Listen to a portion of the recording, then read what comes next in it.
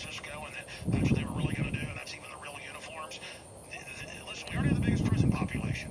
They're going to take everything you got, okay? They're coming. You want to cross species engineer, you want to dump toxic waste, you want to do whatever, you're fine if you're a big globalist corporation. But if you're an individual, if your kid drops a battery in the backyard and your neighbor sees it on accident, you're going to spend time in prison. They're going to take everything you got. Home inspections, bureaucrats, cops putting cameras in your yard without warrants. That's already happening. Police dogs coming in without warrants. Drones watching you.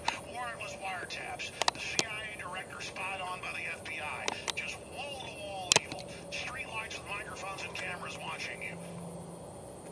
And it goes on here. Although residents of the city, and this is in the local newspapers, we have links to it where they report it with a straight face.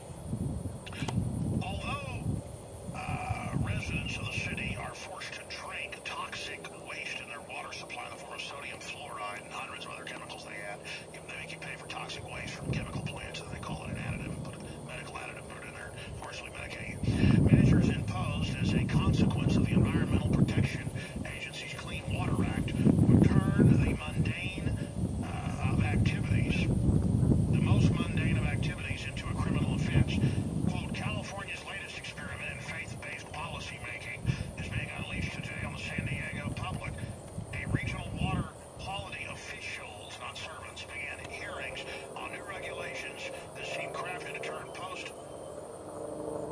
most owners of cars, house or dogs into criminals within a decade or so. We wish we were exaggerating, reports the North County Times. Under the draft rules, ordinary homeowners